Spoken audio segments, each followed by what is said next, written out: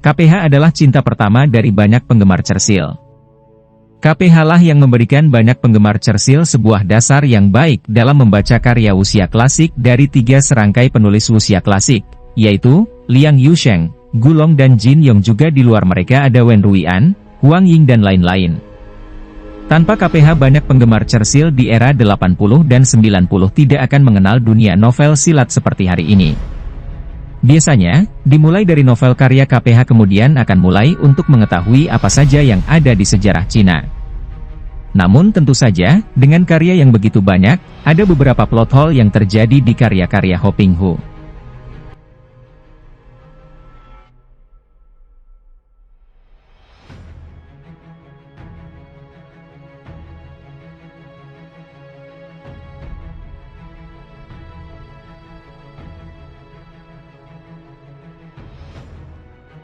Video kali ini tentu tidak ingin menyudutkan sang penulis, ini bisa terjadi kepada banyak penulis yang memiliki banyak karya.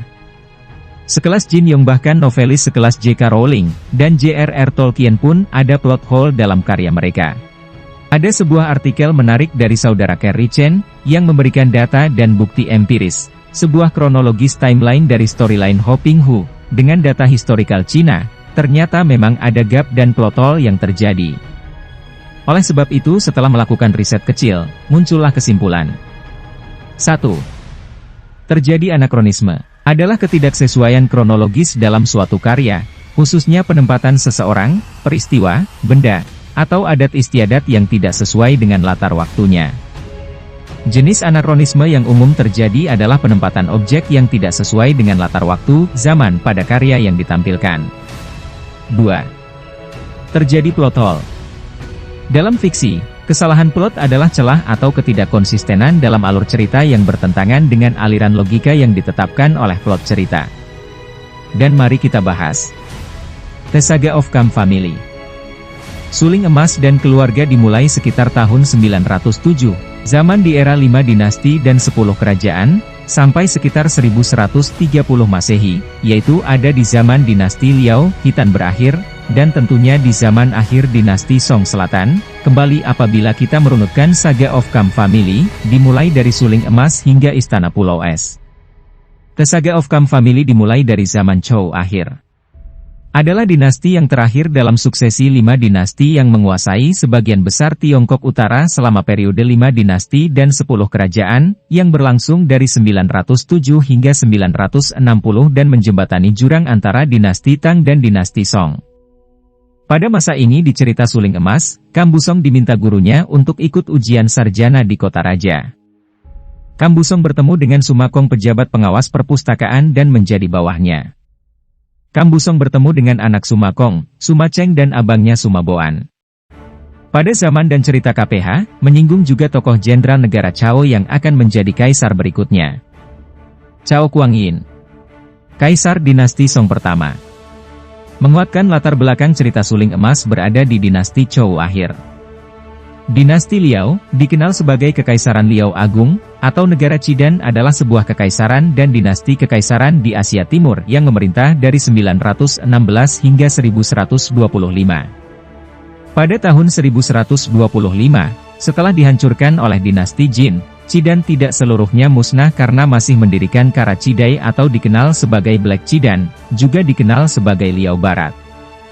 Latar belakang era dinasti Qidan atau Liao ada tokoh bernama Yalina, seorang putri Qidan yang kemudian menikah dengan Kam Busong pendekar Suling Emas. Bahkan ketika diceritakan Kam Busong menyelamatkan kaisar yang berusia 2 tahun dari dinasti Song. Dengan perbandingan data dan penyelusuran, akhirnya merujuk kepada Kaisar Renzong dari Song, kaisar keempat dari dinasti Song di Tiongkok. Di zaman dinasti Song ini tokoh Sumakiat salah satu nenek moyang pendekar super sakti Sumahan, diceritakan sebagai seorang jenderal dari dinasti Song. Pada awal cerita Istana Pulau Es, negara Liao lenyap oleh dinasti Jin pada tahun 1125. Dinasti Jin secara resmi, berdiri dari tahun 1115 hingga 1234 sebagai salah satu dinasti terakhir di sejarah Cina mendahului penaklukan Mongol atas Cina. Jin muncul dari pemberontakan Taizu melawan dinasti Liao, Setelah menaklukkan Liao, Jurchen Jin melancarkan kampanye selama seabad melawan dinasti Song Tiongkok, yang berbasis di Tiongkok Selatan. Pada masa penaklukan dinasti Liao oleh dinasti Jin ini, Raja dan Ratu dinasti Liao, Kalibu, anak Kambusong, dan Ratu Maya gugur. Dari jalinan alur timeline story di dalam The Saga of Kam Family sejauh ini sudah baik dan betul dengan setting historikal yang ada. Tidak ada yang signifikan dalam melencengnya sebuah setting historis dalam sebuah karya fiksi yang dihasilkan oleh Ho Ping Hu. Tetapi semua itu mulai berubah ketika Ho Ping Hu memperluas ceritanya, dengan kemudian menulis sebuah karya yang menjadi prequel dari The Saga of Kam Family, Bukek Xiansu. Dan akhirnya tercipta sebuah plot hole yang menganga lebar dan besar. Bila kita perhatikan secara serius sebetulnya ada loncatan masa sekitar 500 tahun dari cerita Saga of Kam Family dengan dimulai dari judul Suling Emas, Mutiara Hitam, Cinta Bernoda Darah dan Istana Pulau Es. Di mana Bukek Xiansu sendiri berdasarkan pemaparan di buku, dimulai tahun sekitar tahun 750-an Masehi, di zaman dinasti Tang. Itu artinya, Bukek Xiansu berusia 500 tahun, pada saat kemunculannya kembali di The Saga Kam Family. Di genre Churchill, bukan yang fantasi. Jarang sekali ada tokoh yang pernah dikatakan dapat hidup lebih dari 150 tahun, apalagi 500 tahun. Mari kita lihat sebuah komparasi. Jin Yong juga melakukan teknik yang sama dengan Ho Ping Hu ketika dia menulis sebuah prequel timeline, dengan menulis kisah pendekar negeri Taili. Yang dilakukan Jin Yong adalah setelah selesai menulis seri novel kisah pendekar negeri Taili ini maka untuk novel trilogi Raja Wali dia melakukan revisi isi dan detailisasinya guna untuk menyelaraskan apa yang sudah ditulis di prequelnya. Dan tidak ada satupun tokoh yang ada di prequel tersebut muncul kembali di trilogi Raja Wali, sebab ada jarak yang cukup jauh sekitar hampir 200 tahun antara kisah pendekar negeri Taili dengan legenda pendekar pemanah burung Raja Wali. Tetapi bukan berarti Jin Yong melakukan kesalahan fatal, dia berhasil membuat orang terpesona dengan sebuah perguruan yang bernama Gobi Pai, atau Emei. Dikatakan di dalam trilogi Raja Wali bahwa Gobi, didirikan oleh Kui Xiang dan bila dihitung dengan tahun yang ada artinya sekitar dinasti Song Utara. Secara historikal Emei sudah berdiri jauh sebelum apa yang ditulis oleh Jin Yong, sebelum Masehi perguruan ini berdiri. Dan perguruan ini adalah perguruan yang mix, bukan hanya untuk wanita saja. Perguruan ini pun masih berdiri hingga hari di zaman modern ini. Jin Yong melakukan sebuah kesalahan fatal yang begitu besar, sehingga banyak sekali yang menyayangkan hal ini, sekelas Jin Yong gagal dalam melakukan analisa historis. Sebuah plot hole yang Jin Yong telah ciptakan. Bahkan Jin Yong pernah mendapatkan tuntutan dari keturunan waris dari Chen Qibing, murid aliran Chuan Qin, di mana deskripsi yang diberikan oleh Jin Yong dengan karakter tokoh tersebut tidak sesuai dengan deskripsi dari keturunan tokoh itu. Alhasil Jin Yong pun merevisi buku kembalinya pendekar pemanah Raja Wali, sebab sangat menghargai akan keberatan dari keturunan tokoh tersebut. Tak jarang pula Jin Yong menciptakan anahronisme dalam karyanya, tetapi ditutup dengan revisinya dan menjaga storyline dengan sangat baik. Seperti contoh revisi yang sangat solid mengenai kitab ilmu perang, dan ilmu silat yang disembunyikan di dalam pedang langit dan golok naga, di mana awalnya adalah kitab tersebut ada dalam kedua benda pusaka tersebut, tetapi itu dirubah oleh Jin Yong, dan kemudian diganti dengan dua lempengan penunjuk arah dan letak dari kitab yang tersimpan di Pulau Persik. Kenapa direvisi? Sebab hal yang tidak masuk akal, bahwa seberapa besar dimensi ruang yang ada di kedua benda pusaka tersebut, dibandingkan dengan gulungan kitab ilmu silat dan perang yang pastinya tebal dan banyak. Jin Yong kabarnya membutuhkan waktu 15 tahun untuk merevisi 15 karyanya.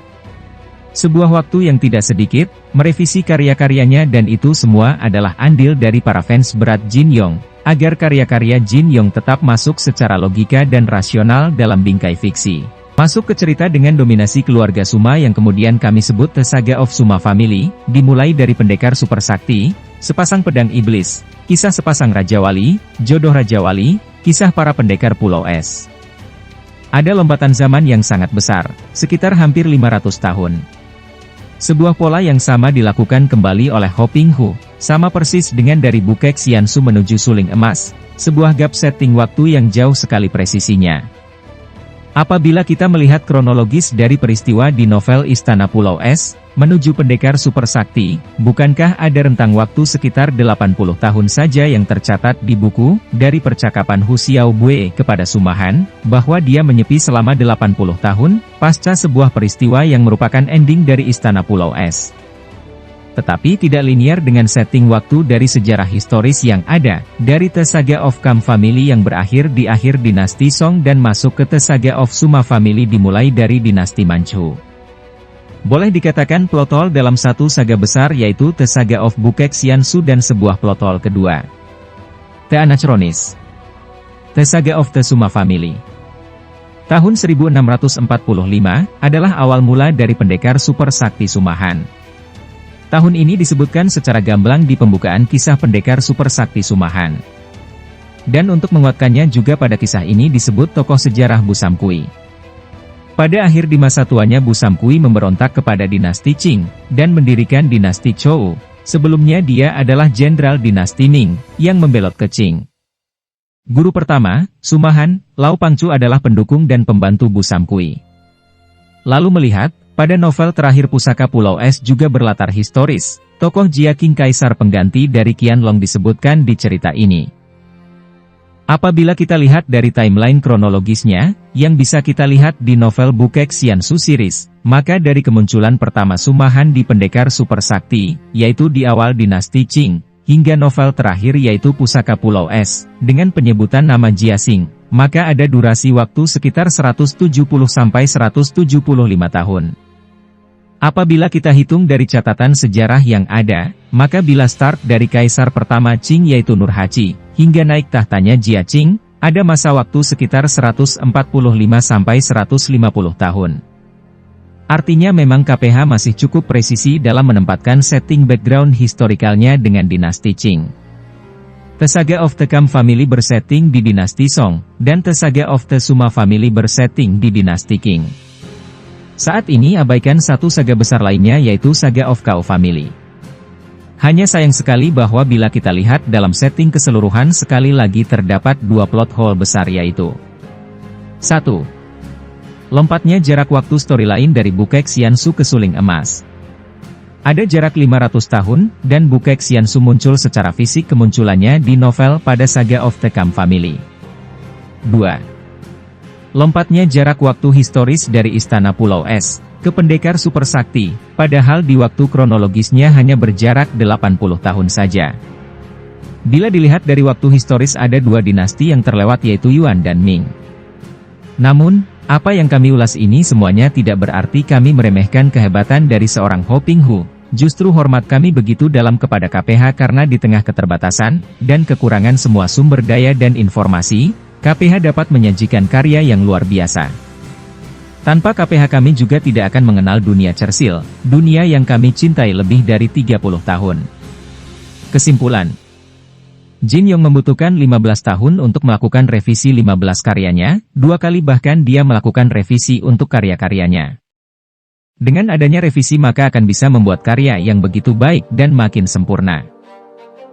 Beberapa hal kontradiksi dalam novel-novel Jin Yong direvisi dengan baik sehingga para penggemar lega dengan struktur logika yang ada. Walau kita tahu bahwa ini adalah karya fiksi, tetapi market hari ini adalah pembaca yang kritis dan bernalar tinggi. Sebuah karya akan sulit bertahan dan akan tergerus oleh zaman bila tidak disertai dengan perubahan yang adaptif. Jin Yong di awal-awal menulis karyanya adalah untuk koran harian, tentunya mengejar deadline sangat mengerikan bukan? Tetapi seiring dengan waktu dia merevisi karyanya saat akan dibukukan, dan akhirnya melakukan revisi terakhir untuk yang kedua kalinya. Dari sini terlihat ketika revisi Jin Yong makin terlihat, logika strukturnya dan tetap menyisakan lubang-lubang misteri. Anak-anak muda pada generasi hari ini, tetap membaca karyanya, dan perlu diketahui bukunya cukup meledak di Eropa.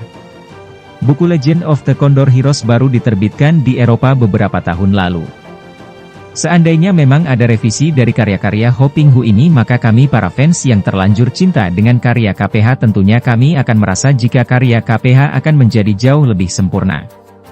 Sehingga dengan adanya perubahan-perubahan yang sangat mendasar pada anakronisme dan plot hole ini sehingga dapat beradaptasi dengan generasi hari ini yang sangat kritis dan penuh dengan akses informasi, sehingga karya dari Ho Ping Hu bisa kembali berkibar.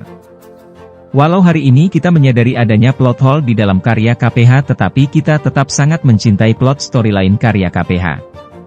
Kami memaparkan video ini, bukan untuk menunjukkan kesalahan KPH, tetapi kami ingin memberikan informasi dari hasil riset kami, karena seperti video kami sebelumnya katakan. Jika Anda ingin mencari keseruan, bacalah cerita silat. Jika Anda ingin belajar sejarah, bacalah buku sejarah. Namun tentu Churchill akan lebih seru jika ada sinergi antara fiksi dan sejarah. Jangan lupa like, dan subscribe juga share video ini, untuk yang sering request kepada kami. Harap bersabar karena banyak antrian untuk kami buatkan videonya, terutama yang suka request tapi tidak subscribe. Sampai jumpa lagi di video kami selanjutnya.